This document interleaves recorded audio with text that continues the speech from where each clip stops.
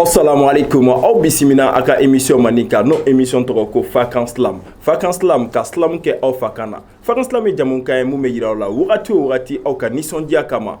Bi an b'a fɔ ko ani an ka cɛba bɛ ɲɔgɔn bolo halisa bi. O tɛ maa dogolen b'a fɔ aw bolokɔrɔ don o don a bɛ yan nɔ. N'ale ye humoriste-kɛla belebeleba ye n'o tɔgɔ ko Tonton Kibaru. Tonton Kibaru, ça va? Basi foyi tɛ n na.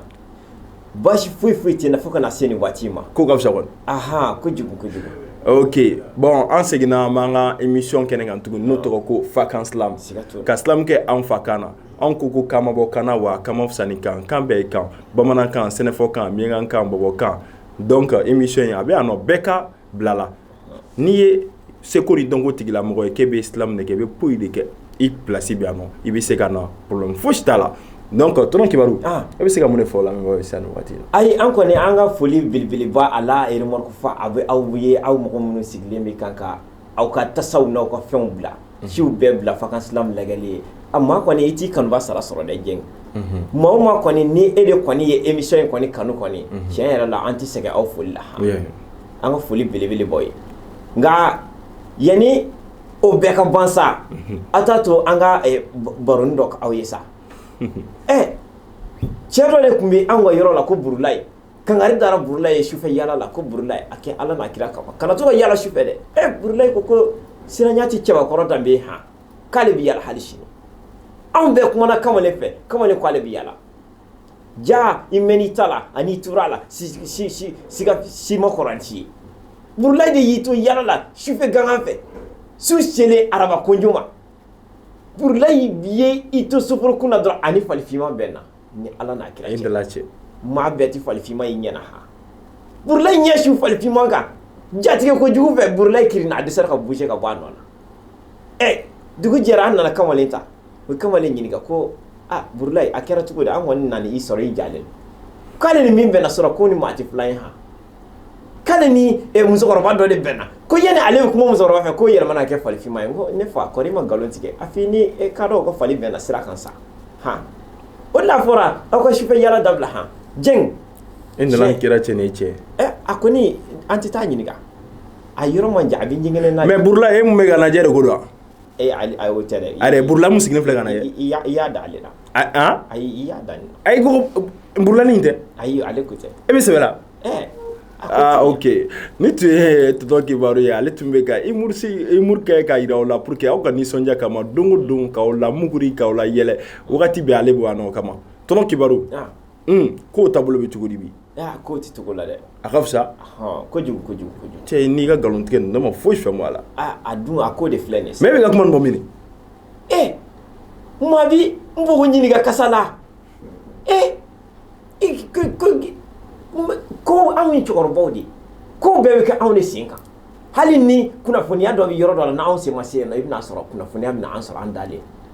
a kɛra nkalon ye a kɛra tiɲɛ Ala de kɔni b'a dɔn sa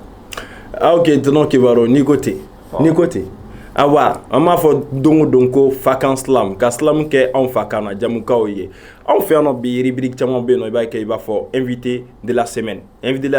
bɛ olu wele ka nɔ ni invité belebeleba ko minnu bɛ slam ko kɔnɔna la ka kuma slam kan a ɲuman ka ɲɛfɔ aw ye slam yɛrɛ bɛ cogo min na olu yɛrɛ donna slam na cogo min na u b'o ɲɛfɔ aw ye o kɔfɛ i b'a ye k'a fɔ clip de la semaine b'an bolo clip de la semaine kɔfɛ fɛn min ye an b'a fɔ ko question d'actualité o fana bɛ yen nɔ question d'actualité kɔfɛ an b'a fɔ ko rubrique an k'an kɔfilɛ dɔɔni n'ale bɛ présenter ni Sirima fɛ Sirima ale bɛ an k'an kɔfilɛ dɔɔni ka aw hakili lajigin kɔrɔlen ko la o hukumu kɔnɔna la an b'a fɔ ko yanni wagati damadɔ cɛ an bɛna an ka maa wele plateau sanfɛ u bɛ se ka na kuma u yɛrɛ kan cogo min na u donna slam na cogo min na u bɛna slam kɛ cogo min na aw ka nisɔndiya kama ok an y'a fɔ a ye cogo min na ka maa belebele dɔ b'an bolo kɔrɔ yan nɔ minnu bɛ slam ko kɔnɔna la yan nɔ olu u ye u seko fana kɛ slam ko la u ka cogo la bawo k'a fɔ ka bɔ fo Douanzan ka na se anw fɛ yan nɔ fo Bamakɔ yan nɔ ba Maliba la yan nɔ olu Douanzan slamɛriw don donc u seko kɛ Douanzan dugukolo sanfɛ bi u b'an bolo kɔrɔ yan nɔ ni olu fana u ka yɔrɔ la maa dogolen tɛ u ye Douanzan lamini u ye fɛn caman kɛ slam ko la an b'a fɔ k'a fɔ waati yɛrɛ kɔnɔna la u bɔlen filɛ nin ka participer compétition national Fakan Slam na ni Mali bɛ participer o compétition mun na n'o ɲɔgɔndan mun na Obi mamu ma bolo kora no amna kuma duma soni sano wala sa ga siku ira nyafanye olu re jonye muduna ni ko ina chugudi OK amadam ne ankini mulan fanfe karamo salam alaikum wa alaikum salam abeli ko gabsa ko oui ça va très bien to madame duma ne to Salman Tolo ou ba fama ko Salambi le dominateur ah OK kabo douanza donc ko fe amna en gauche fait ah karamo yere to ko ne kolado maiga islamien to ge MK le sage islamier MK le sage du islamier OK ame siga na ola tugo la tugo ni ga fonko salam bi e se ga mun fo ila me ba wi sano an la jaba wi san bon an la jaba be foli belele ba boye surtout an balakaw na an falakaw nga foli be beye dante foli mina u ka an vraiment nga foli belele ba be an la jaba be OK kola be bela jelen fo mama be ga la jan wakati la nga foli be che faram so kan dem sen faram wa aka dem sen fitinu do anana amna kuma islam kan don anga don tay mu aka ambo fo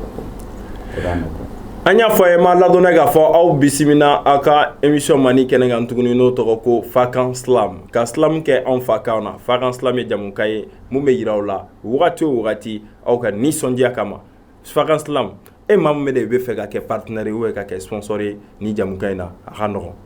numéro mega teme de baran duguma idandro ko wele na la sona iba la soro o konna la ame sigia na nga plateau sans fait ananga invité bilbil baw amina nyingali ka tomuna alisa kolado ni ere nyinga sona ere bolo islam ye fen me bon islam ye fen bato abe mo hakli la kum ka mo blasira ka mo la donya kola ma komu miri ko be kala jamana kono o be kechugo dawla kulla donya o konna o islam daboro di kama bon na kum era na chugo na follow era bora Amérique chorba do ba fo Mark Smith c'est dans les années 1986 bon soirée donc me ke bon mo fatfara OK do fatfara kon na la yayi akanga mo de pour que mo nyela nyadale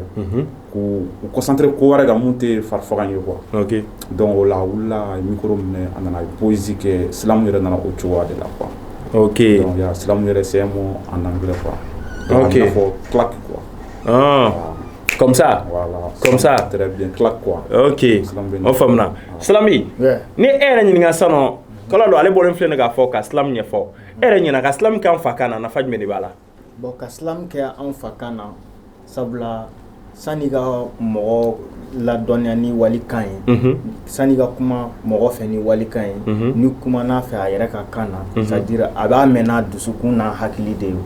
donc n'a be ka kɛ an fa kan na donc o faamuyali ka nɔgɔ wa be do mɔgɔw la ka tɛmɛ ka islam kɛ ni kan wɛrɛ ye mun tɛ anw ka kan ye donc vraiment nafaba de be ka islam kɛ an ka kan na an fa kanw na OK là salam alaikum encore ma fo ka fongo an ala me bo ka ni sondia kama toujours ambe yano ka islam ke on fakana o bonne ne fle ko re fay ka foko islam ye fenme ani na fajme ne bala ka on yere ka kauna o konna la ma foka foko munu ma bolo korano o club vacances islam de 12 ans o le ba bolo korano no coordinateur rebe nkini bolo enfant fait no to ko islambi wa e be se ka do fonyi fenge ka club vacances islam de 12 ans kan wa mi se ka chama fi o la club vacances islam donc jekulu mundo kanu ani bende ya sigi senga OK sabla jekulu mundo maw fara la ɲɔgɔn kan mun ye silamɛru ye hali minnu tɛ silamɛru ye k'u ladɔnniya k'a fɔ ko silamu yɛrɛ ye mun ye k'u bila ka silamu donc club vacances silamu kɔnɔna na baara caman bɛ ka kɛ bi sabula ni y'an sigilen yan bi baara de y'an lase yan nɔ OK vraiment n bɛ se ka dɔɔni f'i ye o kɔnɔna na o ye nin ye quoi OK ayɛrɛ ɲinga sano club vacances de 12 ans a bɛ bolo jumɛn de kan nin wagati na bon club vacances islam bi a bɛ bolo mun kan vraiment a kɔni a ko bɛ sen fila kan pour le moment mais avec tout ça minnu ye sponsor olu bɛ se ka anw dɛmɛ sira fɛ minnu b'a to halisa an bɛ se ka yiriwa ka tɛmɛ nin kan sinon a bɛ bolo mun kan bi an bɔra Douanza ka na Bamako ka tila ka na compétition kɛ donc mun yɛrɛ sigilen filɛ o kɛra 5e ye o kɛra kunnawoloba ye sabula a bɛ i n'a fɔ a bɛ sen fila kan hali sisan a ka d'an ye ka an sankɔrɔ ta hali sisan an bɛ yɔrɔ min. Ok, ala ka ɲaga d'a ma. Kolado e b'a ka fɔ k'i participe à la compétition nationale de Fakan Slam du Mali la. N'o kɛra silamu na k'a ka an ka todukan na ɲɔgɔn da mun kɛra Mali bɛɛ ni ɲɔgɔn cɛ k'a ka an ka todukan na i b'a k'a fɔ i participera e ye participer min kɛ e yɛrɛ bɛ se ka mun de fɔ compétition in kan. Bon n bɛ foli lase compétition mun hakilina sɔrɔ ka kɛ k'an ka fo quoi parce que bɛɛ tɛ hakilina sɔrɔ parce que an ye silamu bɛ ka kɛ kabi kuma jan mais a bɛ kɛ kan wɛrɛ de la mun bɛ bagan man ca an ka jamana kɔnɔ donc hakilina sɔrɔ ka silamu kɛ an yɛrɛ fa kan na kan bɛɛ bamanankan filakan dɔgɔnɔkan bɔbɔkan a bɛɛ donc o ye hakilina ɲuman ye donc kɔnɔna la ne yɛrɛ ye silamu kɛ bamanankan de la donc mun kun bɛ n kun ni kan cɛ k'a fɔ yaasa mɔgɔw k'a faamu n sera k'a fɔ mɔgɔw y'a faamu a faamu cogo la fɛnɛ o kɛra fɛnba ye ne bolo Fakan Silamu ye mun kɛ ne ye quoi donc mun fɔ k'o waleɲuman dɔn a kɛra sababu ye fɛnɛ an ye mɔgɔ caman dɔn an ye ko caman faamu silamu yɛrɛ kɔnɔna ko la mun bɛ se k'a to an bɛ avancer toujours ka taa ɲɛfɛ fo m'u la remercier o ko la. Ok, ne ko don n'a nata la a yɛrɛ bolo sisan nɔ nin compétition in e yɛrɛ ɲɛ b'a la cogo di don n'a nataw la. Bon don n'a nataw la ne ɲɛ b'a la bi dɛmɛbagaw k'u impliquer ko in na pour que ko in bɛ se ka fangaba yɛrɛ sɔrɔ parce que nin ko daminɛ a ka ɲi mais an bɛ fɛ a ka ɲɛ ka tɛmɛ nin bɛɛ kan a ka kɛ koba yɛrɛ fo mun yɛrɛ bɛ dɔn jamana fɛ san o san ka kɛ festival ba dɔ ye mɔgɔw bɛna silamu k'u fa kan na donc o de y'an ka laɲini yɛrɛ silamu ye. Ok, ala ka ɲaga d'a ma lamɛnbagaw n y'a fɔ a ye k'a fɔ ko ani maabaw de bɛ ɲɔgɔn bolo yan nɔ minnu bɛ silamu ko la n'u dogolen tɛ u ka yɔrɔ la fɛnɛ tuguni bawo k'a fɔ bɛɛ ni seko don bɛɛ ni jɔyɔrɔ don an b'a fɔ k'aw ladɔnna aw bɛ emi jamukan mun kɛ ne kan tɔgɔ ko Fakan Slam ka silamu kɛ anw fa kan na wagati o wagati a ka nisɔndiya kama e maa min bɛ fɛ ka kɛ sponsor ou kɛ partenaire ye problème fosi t'a la numéro min bɛ ka tɛmɛ an ka jabaranin dugu ma e k'o wele dɔrɔn i n'a bɛ ɲɔgɔn sɔrɔ ala sɔnna kɔla don komi ko i yɛrɛ i participe à la compétition o la nisɔndiya kama i b'a ye k'a fɔ e ka silamu dɔ kɛ pour que an n'a lamɛnbagaw ka nisɔndiya kama. Ok, bon n bɛna silamu kɛ sisan n bɛna kɛ jamana jɔ yɛrɛ kan mɔgɔ kan k'i ka jamana kanu cogo di ka se ka jamana ɲɛmɔgɔw dɛmɛ pour que u se ka jamana yɛrɛ jɔ ka kɛ jamanadenw sago. Ok, donc n bɛna silamu naamu jamana jɔ u ka kuma ko jamana in bɛ jɔ kabini waati jan o kuma kelen de b'a la fɔ tuma dɔ n'i y'i sigi k'a lajɛ a b'i kamana gan f'i b'i yɛrɛ ko ɲininka waati jumɛn jamana in bɛna jɔ kɔnɔ bɛn tɛ yen sigidaw la bɛn tɛ yen hali jamana kɔnɔ bɛn tɛ yen ne ko jɔn kelen de bɛna k'an ka jamana jɔ anw ye e wa ne wa jɔn ko de a tɛ i b'a fɔ ko maa wɛrɛ de na bɔ fan wɛrɛ fɛ ka na k'an ka jamana in jɔ ayi jamana jɔ tɛ taa jamanaden kelen kelen si kɔ cɛ muso denmisɛn maakɔrɔ golofin golojɛ yɔrɔ jama yɔrɔ suruma fo anw bɛɛ ka o de dɔn e ko an ma se ten tile kura o ka bɔ anw ye fɔɲɔ kura o ka ci anw ye yaasa an ka ko o kɔrɔ dɔn o fili ɲɔgɔn kana anw sɔrɔ ne faw ne baw ne kɔrɔ ani ne dɔgɔw a fɔ miseli ni gari n'u ka dɔgɔya olu sera ka kalanni kɛ anw dun an n'an ka kodɔn n'an ka faamu jamana jɔ la anw se ka mun de kɛ sɛnɛkɛla ka sɛnɛ kɛ bagan marala ka bagan mara mɔnikɛla ka mɔni kɛ yaasa jamana dun ka fali sabati jagokɛla ka jago kɛ jamana sɔrɔ ka yiriwa lakanakɛla ka lakana sabati maaw n'u bolofɛnw bɛ se ka lafiya o man kan bilen maa de k'i sigi k'i b'i miiri ko sini k'e b'a kɛ di waati sera bɛɛ ka wuli k'i cɛsiri yaasa jamana in bɛ jɔ silamu. Bravo. Ok, silamu bi e yɛrɛ fɛnɛ ka dɔ kɛ an kan. Bon n bɛna kuma silamu kan o ye Mali bilama ye. Ok, silamu naamu mana miiri kunun na ka miiri bi la miiri bɛ janya n'a fɔra ko sɔn tɛ pan a den ka minnu ma n bɛ to ka n yɛrɛ ɲininka kunun maaw ni bi maaw yala an bɛ diɲɛ kelen na a danbew ni laadaw a faamaw ni fantanw ma se ka foyi faamuya a to n ka kuma ni ma kuma a layidu ma dafa a to n ka kuma ni ma kuma a man ɲi ne ma fɔ n kan ye bari a bɛ dɔ bolo kan yɛrɛ man ɲi an faso maliba kayi fo kidal kɔrɔn fo tile bin i ma ye an ka manden fɛrɛlen o bɛɛ la kungo kɔnɔ yɛrɛ damasiw filifililen hinɛ bɛɛ an bɛɛ kɔnɔ bɛɛ kɛra morifatigi yan nɔ bingani ye ji min kalan baara sara a bɛɛ yurugu yurugu ɲagami ɲagami sinangoya badenya dugu Mali nga bi siyaw ni ɲɔgɔn cɛ dugu bɛɛ ka jini foyi tɛ taa bɛn kɔ bɛn tɛ taa sabali kɔ sabali tɛ taa nimisa kɔ nimisa tɛ taa yafɔ kɔ ni kɔrɔlenw na an ka bɛn an ka jɛ ka kɛ kelen ye ka Mali ko kura ye silamɛ. N y'o de fɔ n ka fɔ ko silamu n ko ne ɲininka Markelis min fɔ ale ye fɔ min fɔ silamu na ne b'a fɔ ne t'o fɔ la n m'a fɔ k'a fɔ silamu tɛ dɔwɛrɛ ye ka maaw ladi k'u bɔ fili la k'u bila sira ɲuman kan cogo min na u bɛ se k'u jantu yɛrɛ la walasa u kana fili yɛrɛ ma i b'a fɔ a yɛrɛ bɔra ka kumakan mun mɛn ninnu da fosi tɛ ni jamanajɔ ko kuma tɛ ni fasojɔ ko kuma tɛ waati min na a tɔ kɔnɔ an bɛ se ka bɔ fili la cogo min na k'an bila sira ɲuman kan hakilina ɲumanw de bɛ ka bɔ i b'a ye k'a fɔ a bɛ ka bɔ denmisɛnw de da denmisɛnnin mun ni jamana in taaɲɛ n'a amina ko b'u la n'a jɔyɔrɔ b'u la o de b'a to u bɛ ka kuma nin ko ninnu kan an b'a fɔ k'a fɔ denmisɛnnin minnu u ni dɛmɛ ka kan walasa parce que hakilina ɲuman de b'u la nin fɛn min filɛ nin ye n'o ye silamu ye jamanajɔ ko de don fasojɔ ko de don k'a fɔ a bɛ ka kɛ anw yɛrɛ ka kan na k'an ka kanw ta ka bila ba la fɛnɛ o kosɔn o la an b'a fɔ n ko an bɛna an taa an ka rubrique la n'o tɔgɔ ko question d'actualité rubrique question d'actualité an bɛn'o de yira aw la sisan o rubrique question d'actualité ale tɛ dɔwɛrɛ ye ka aw la kunnafoni hakilina mun b'aw la ko fɔ aw ye o la sisan nɔ ani cɛ dɔ bɛna gosi ɲɔgɔn na ale bɛna a ka ɲininkaliw tɔmi a ma ɲi dɛ an y'a fɔ a ye cogo min na k'a fɔ denmisɛnnin ninnu talan b'u la dɛ o ma ɲi et puis u n'u ka hakilina ɲumanw kabako don tɔnɔ kibaru e bɛ ne faamu sa ayi n ko hakili ko kuma machine de bɛ denmisɛnnin nin kɔnɔ ni adamaden ma charger i bɛ se ka bamanankan fɔ tan tɔ ne yɛrɛ kɔni ne ka la étonnement wuli a faamuya man di o denmisɛnnin bɛ kuma cogo min na i bɛ kuma silamɛ ne yɛrɛ bɛ sɔn ka don silamɛ ko in na sa ne bɛ sɔn ka don silamɛ na ko in filɛ sa dɛ jumɛn de bɛ bolo sisan nɔ bi i b'a fɔ clip de la semaine ko yira an lamɛnbagaw ka nisɔndiya kama an balimaw clip de la semaine min bɛ yen nɔ o ye Jeng Wan ka clip de n'o o titre de ko baara baara kɔni maa b'a dɔn kɔni baara kɔni ka fisa ni suyɛni ye sa ayiwa an ka sigi k'o filɛ ɲɔgɔn fɛ le compteur nin kɛra cɛnin dɔ ye a tun tɛ sɔn baara ma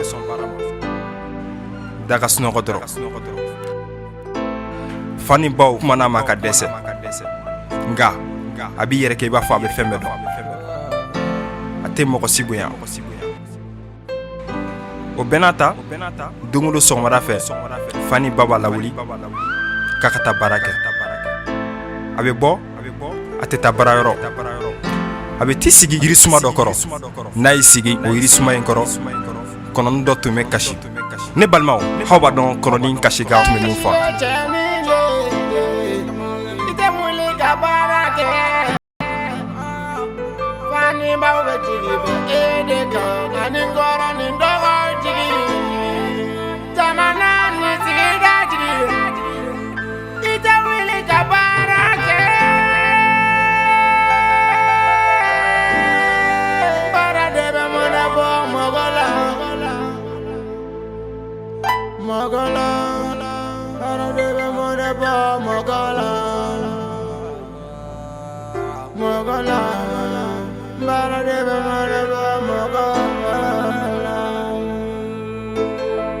n'aw mɛn a bɛ wuli ka kɔnɔni bo gabakurun na nka o bɛɛ n'a ta kɔnɔni bɛ segin a ka dɔnkili kan a bɛ dimi ka wuli ka taa a nan'i to la ka taa tugun mɔgɔlankolon kɔ sisan a bɛ fɛn sugu bɛɛ min a ka min fɛn cayara a bɛ mun kɛ sisan a bɛ to ka soli ka wuli sani fa n'a ba ka lawuli a bɛ t'u fo ka wari minɛ o la k'a bɛ taa baarayɔrɔ a tɛ taa baarayɔrɔ a bɛ taa ka minfɛnw san ka t'i sigi yirisuma kɔrɔ o la kɔnɔni bɛ segin a ka dɔnkili kan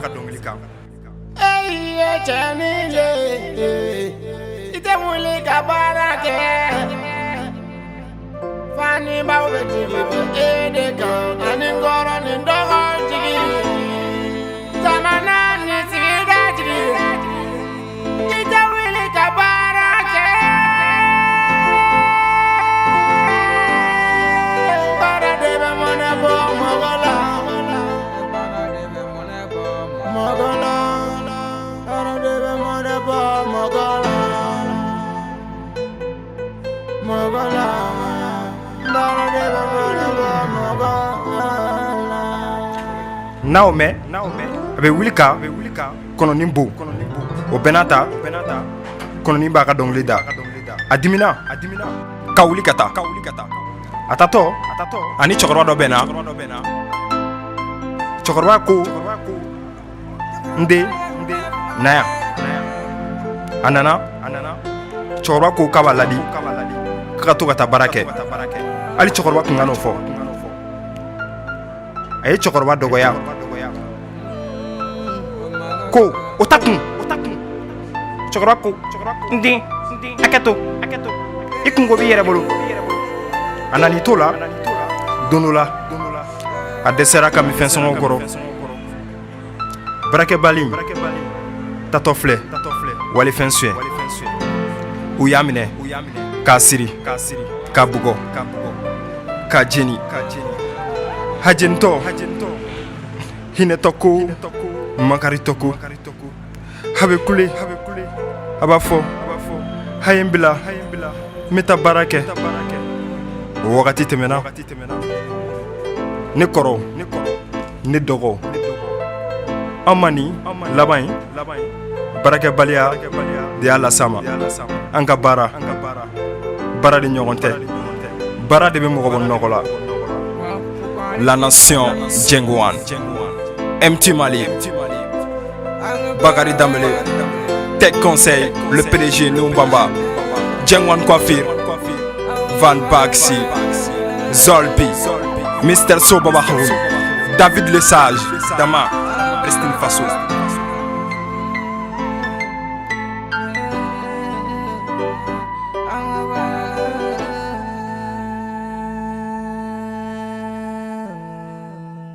Ni tun ye clip de la semaine ye an bolo an n'o tun ye Djengouane ka clip ye ko bara an ka baara kɛ aw yɛrɛ bɔra k'a lajɛ clip in na sisan nɔ bara cɛnin de don a tun banna baara ma a ka laban o nana kɛ suyɛni ye a laban kɛra cogo di u y'a minɛ k'a jeni a laban kɛra saya ye an b'a fɔ a ye k'a fɔ maa minnu bɛ k'a lajɛ nin wagati in na denmisɛnnin kunda maakɔrɔ kunda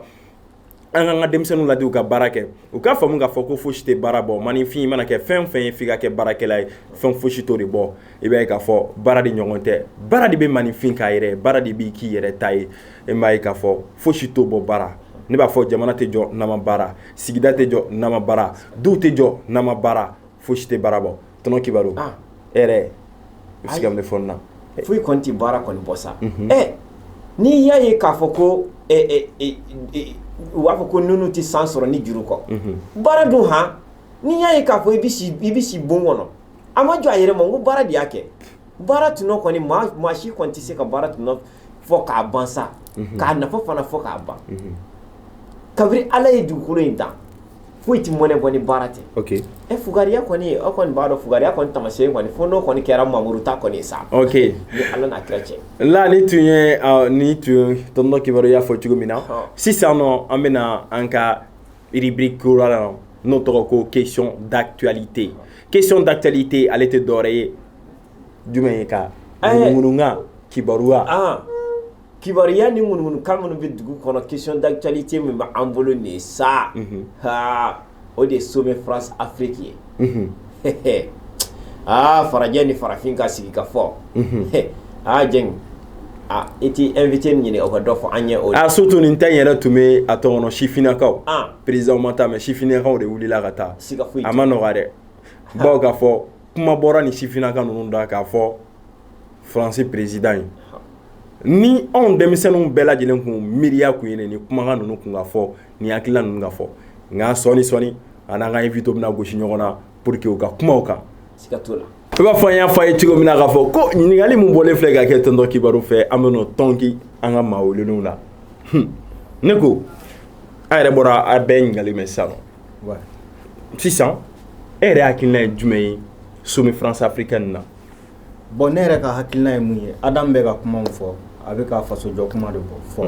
a bɛ ka hɔrɔnya ani danbe faso jɔ c'est-à-dire a ye kuma min fɔ kuma ye wasa kɛ hakilina ɲɛnama dɔ don hakilina ɲuman don mɔgɔw kan ka hakilina in labaara yɛrɛ de mɔgɔw kan ka hakilina in labaara yɛrɛ de est-ce que a bɛ ka fɔ maa min ye est-ce que o bɛna labaara a kɛcogo la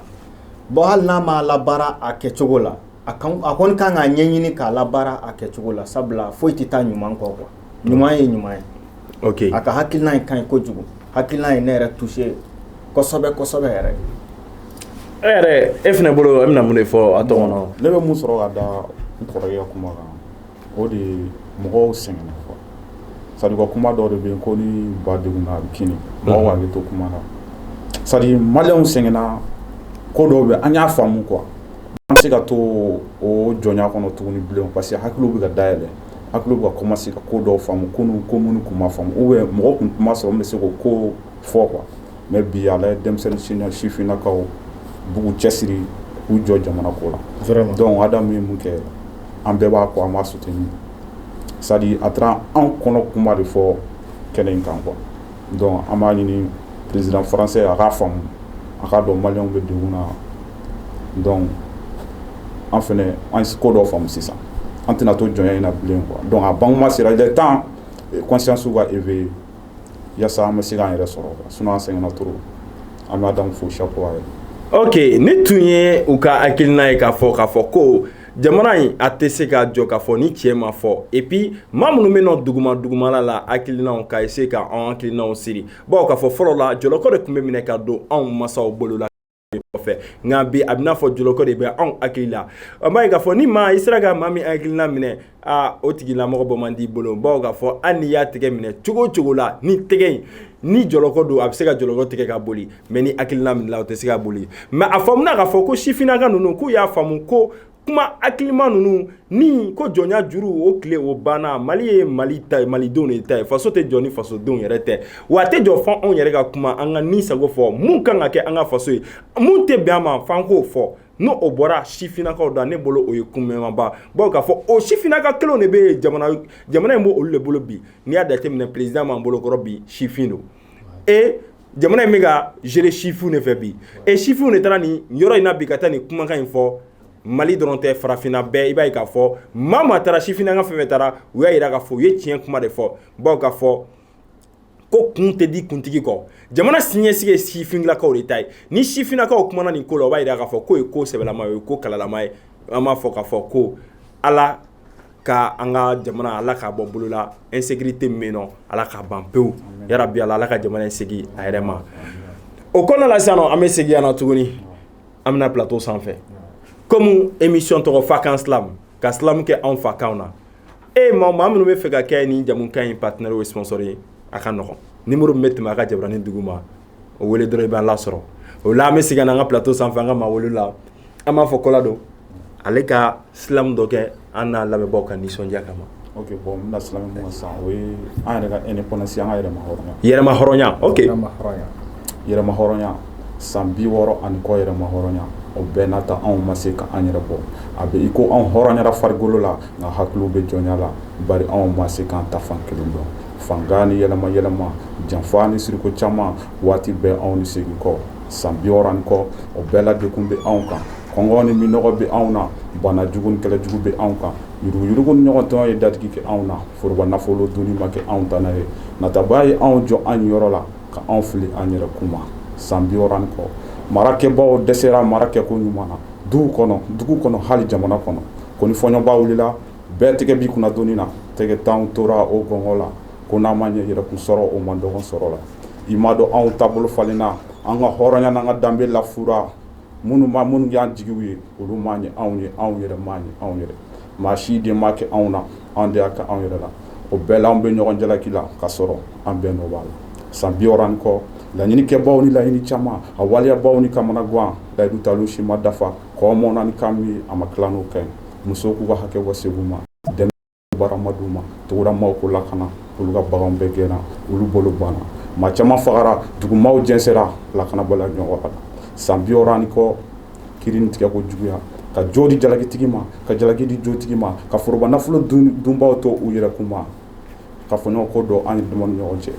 fanga y'i ka se yira anw na k'an ka baaradaw ci k'an ka dugukolo bɔsi ka anw bila kɛrɛfɛ mɛru la san 60 ani kɔ a n'a kɔnɔko caman cɛ ka fɔ duguba k'a fɔ kɔngɔ bɛ a kɔnɔmaw kan fɛn bɛɛ sɔngɔ gɛlɛyara ko kelen bɛ ɲɛdimi ye a bɔra kɔnɔdimi Islam naamu farafinna wuli kɔrɔmaw tununa sijɛw hamina falen kɛtuma juru tora kɔrɔ la u ko an ka tagama u ko Manden tagama u ko Senegal tagama u ko Burkina tagama u ko an ka tagama e bɛ ka ne bɛ ka anw bɛ ka nɔsi tagama u ko kura tɛ diɲɛ na nkalon tɛ tiɲɛ tɛ u ka kuma filɛ u nana dibi la u taara dibi la yelen mɛnɛna anw ɲɛ sira la u ko anw filila yelen jugu mɛnɛna k'an ka segin so danbe de bɛ so hɔrɔnya de bɛ so mara ni sutura bɛ sɔrɔ so nka anw dɛsɛra jabaranin sera nɛgɛjuru sera bɔlɔlɔ ninnu sera anw na anw ɲɛ coro la makɔrɔ ni ɲɛnafin dongo don tuma bɛɛ dongo don tuma bɛɛ an bɛ miiri la yiri sanfɛ miiri la an bɛ miiri la ji kɔnɔna miiri la jɔlɔkɔtanw na i ko kunta kinte o bɛɛ la an se tɛ k'an yɛrɛ bɔ anw bɛ ladegeli la yɛrɛ lafili la hakili bɛ jɔnya la naluman kɔfilɛ u bɛ k'anw nɛgɛ k'an don juru la yɛrɛ nɛgɛ yɛrɛ coron juru la n'an ma wuli ka baara juru tɛna sara u na tila k'anw mara wa nimisa tɛna ban farafindenw a ye wuli silamɛ ni tun ye n b'a ye k'a fɔ k'an ka invité belebele min tun b'an bolo kɔrɔnɔ maa welelen olu ka silamu ye a b'a ye k'a fɔ n y'a fɔ cogo min na n ko silamu n ko ka maaw ladi k'u bɔ fili la k'u bila sira ɲuman kan cogo min na u bɛ se k'u janto yɛrɛ la walasa u kana fili yɛrɛ ma dɔwɛrɛ tɛ maaw ladili ka sira kɔ o kɔnɔna la bi an bɛna an ka rubrique laban n'o tɔgɔ an k'an kɔfilɛ dɔɔni an k'an kɔfilɛ dɔɔni ale bɛ présenté Sirima Keyita fɛ Sirima Keyita de b'o yira la n'o ye ka mana kɛ ka kɔrɔlen ko k'olu ɲɛfɔ aw ye dɔɔni n b'a ye k'a fɔ aw ni ne an ka jɛ ko lajɛ ɲɔgɔn fɛ ne balimaw aw ni yankuma jɛnatigɛ ye sɔgɔmada caman ye sɔgɔmada min n'a ye tɔ to mɔgɔw ka nafolo la a tɛ tɔ to i yɛrɛbakun na n'a ye tɔ to i ka dawula la a dɔn ka fɔ e min ye dawula yɛrɛ tigi a tɛ tɔ to i la ka kɔn an ka lagansaraw seli ɲɛ bi a y'a to ne k'aw baro dɔɔni ka da kan jɛnatigɛ ye sumuta de ye sumuta tɛ mɛn mɛnɛ la diɲɛ nin kɛra musokɔrɔba dɔ de ye a n'a mɔdenkɛ n'o ye Fakuru ye Fakuru a n'a mamuso jɛgɛ ni sugɔ Fakuru kun ye mɔden dɔ ye n b'a f'i ɲɛna a y'a mamuso sinsin Ala ma ko caman kɛ dɛ kuma bɛɛ ale de bɛ k'a mamuso da don kuma la nin don Fakuru bɔra a ka yalaw la a nana du kɔnɔ ka n'a mamuso sɔrɔ yen a y'i kanto musokɔrɔba ɲuman nin ma ko ni muso fɔlɔ ko gɛrɛ na i k'i segin kɛrɛfɛ kuma dɔ bɛ n kɔnɔ k'a ɲɛf'i ye o wagati musokɔrɔba yɛrɛ kun ka daganin dɔ sigilen don a kɛrɛfɛ a b'o ko labɛn Fakuru ye ka d'a kan Fakuru ka ko kun ka bɔ a bolo kojugu a gɛrɛlen Fakuru la Fakuru ko a ma k'ale muso dɔ ye bamanankaw fɛ yen ko bogotigi ni ko diyara ale ye han ko n'o ma kɛ muso fɔlɔ ma basi ye k'a bɛ fɛ k'a dafa fila la a bɛ fɛ ka sigiyɔrɔ ɲini muso in na a ka du kɔnɔ musokɔrɔba ko k'o tɛ basi ye ne furu ni kanu ko nka yala i ye bogotigi ni i y'a sɛgɛsɛgɛ wa a ko ni sɛgɛsɛgɛli ko don ko bogotigi ni kɔni ayi ko mati to i yɛrɛ ma k'a fɔ k'i b'i ka fɛn kalaman da tigɛ kɔnɔ koyi cɛɲɛ kɔni ko tɛ dantogo ayi Ala yɛrɛ de ye nin sɛbɛkɔrɔ dilan baara banna musokɔrɔba ko Fakuru ko cɛɲɛ dante dantogo ye dɛ mɔden jɛnatigɛ kuntagala ka jan muso yego ɲuman ma k'a fɔ k'i b'a ta ka tɛmɛ furu tɛ don kelen ko ye furu n'i ma ɲɛ i bɛ muso furu i b'a n'a ka kabila de furu o la ni ko bɔra a la mɔgɔbaw da bɛ se ka don a la nka ka bogotigini tɛmɛtɔ ye ten a jari ye ten ka wuli ka tugu a kɔ Fakoro ni m'o ko ɲɛɲini n'i y'o ladon ten n'o ye ten ko k'i la don min na i b'o ten minɛ dɛ wala i kan bɛ bogotigi jumɛn ma de Fakoro donna kuma la k'a ɲɛfɔ a muso fɔlɔ ɲɛna n'o y'a mamuso ye jɛgɛni sɔgɔ jɛgɛni ko mɔden n cɛ fɔlɔ n y'i ka kuma mɛn nka i fana kana mɛn ka da kan jɛnatigɛ ye nin an ka ɲɔgɔn bilasira ka kɔn bi ɲɛ e ɲɔgɔnna kamalenin dɔ tun bɛ yen nɔ kamalenin tun ye fulakɛ dɔ de ye o ko a ma ko Samba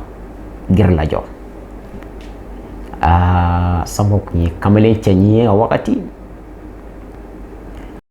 ko Samba bɔra muso dɔ nɔfɛ fulamuso cɛɲi dɔ dugu bɛɛ kelen don ka gara tigɛ a nɔfɛ f'a ka di olu ma dugu cɛkɔrɔbaw ayi musokɔrɔbaw bɛɛ bɛ fɛ a ka k'olu buran ye nka a ma sɔrɔ Ala y'a don Samba garisigɛ la Samba ye muso nin furu misi caman tun bɛ Samba bolo Ala ye garisigɛ d'a ma furu nana kɛ sɛgɛsɛgɛliba ma kɛ u nana tɛmɛ ni kow ye ten Ala nana n'a ka na ye su bɛ ko dugu bɛ jɛ tile bɛ bɔ wagati tɛ tɔ to adamaden na o kɛlen don dɔ la Samba nana ɲɛfɔ a ka filamuso ɲɛna i komi soforo binw bɛ ka dɔgɔya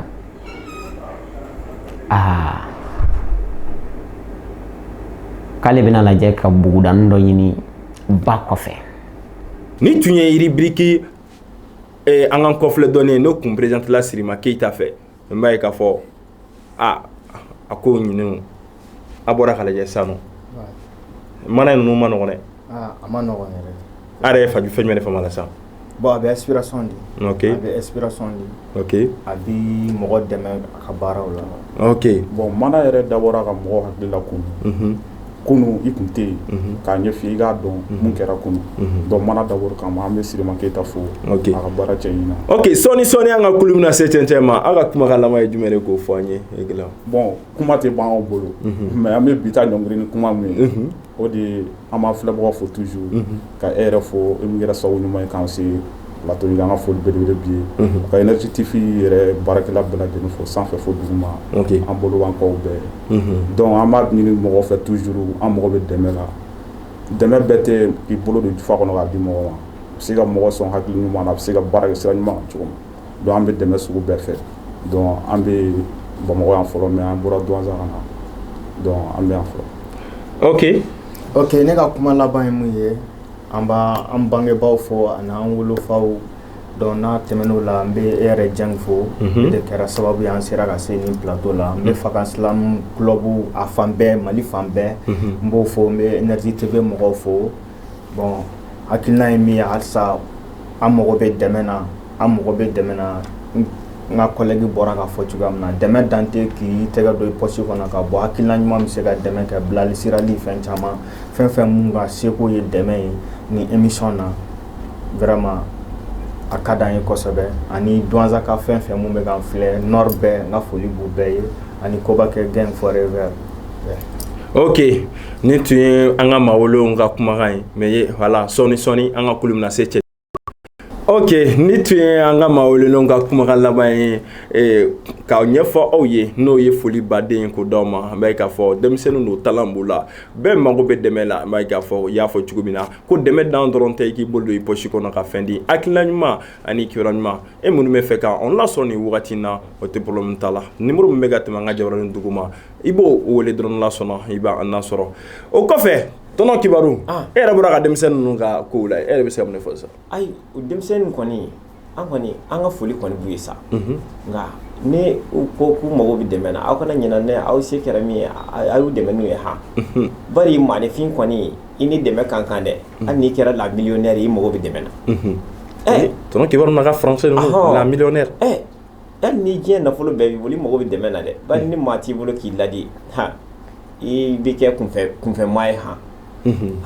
an kɔni ka foli b'u ye tonton kibaru an ka kulu bɛna se cɛncɛn ma sisan nɔ e bɛna se ka mun de fɔ an lamɛnbagaw ye lajɛbaw ye nin waati in na? An bɛ olu fana fo kɛrɛnkɛrɛnnenya Énergie TV mɔgɔw fana u ka foli kɔni tɛ se ka fɔ ka ban sa wa yanni an b'olu ka foli fana fɔ ka ban an b'olu fana ka foli pousser ni fɛn dɔ de ye a fɔra ko maa ka n'i kun don gabugu bɛɛ kɔnɔ dɛ. Cogo di ta? Sunguru dɔ tun bɛ yen ko Dukuru Dukuru tun ye gawakɛlaba ni ne ye miiri Dukuru ka gawa la nka don dɔ de la sa Dukuru de filɛ ne ka Ala minɛ ka to de pasa ka to de k'a bɔ dɔrɔn k'a kɛ tasa kɔnɔ kamalen nana u b'a wele ko Burama Burama nana a m'a ɲɛɲini yɛrɛ Burama ka to ko ayi a kɛlen ko fatɔ ka sandusi ko Burama de nana dɔrɔn ka sin ka Dukuru ka fɛn dɔrɔn ka tasa k'a bolo kala to la yɔrɔ min na dɔrɔn o b'a sɔrɔ a buran kun sigilen b'a kɛrɛfɛ a tɛ se ka kule Burama de y'i bolo turu to la ka sin k'a ɲɛ a buran na dɔrɔn ka sin ka u ko k'a kɛra cogo di a sinna a ka to in fana a n'a waati don sɔrɔ k'a bolo da a da la ka sɔrɔ k'o sama ten k'a fɔ a buran ma aw ye to in nɛnɛ maaba n'a sɔrɔ nin ye buran to ye dɔrɔn buran ɲɛgɛn kɔ ka kule daminɛ de ja maa bɛ kule encaissé maa t'a dɔn ni Ala n'a kira cɛ Burama de y'i kulela ɲɛgɛn kɔfɛ mais ale tun t'a dɔn k'a fɔ ko Burama kun tulo b'a la a tilala kule la yɔrɔ min na dɔrɔn burankɛ nan'i jɔ ko Burama kɛra cogo di ko non ko ale kun ye zone dɔ de k'o ye kogo ta k'ale kun kulelen o de la tileganfɛ zone Bataramaa bilalen ayi Dieng an kɔni nin kɔni y'a bannen sa. Ok nin y'an ka kulu sinsinnen cɛncɛn ma an b'a fɔ k'a fɔ kun bɛ ka présenter aw denkɛ n'a balimakɛ fɛ n'o tɔgɔ ko Ousmane Dieng dɔw b'a wele ko Dieng Wan l'islameur ani an ka humoriste belebele n'o ye maa ka yɛlɛli kama tonton Kibaru ani an ka invité ba fila Club Fanga Slam de Donzan olu tun b'an bolo kɔrɔ nɔ bi an b'a fɔ ko bye bye a k'an bɛn semaine wɛrɛ. Tabarikala.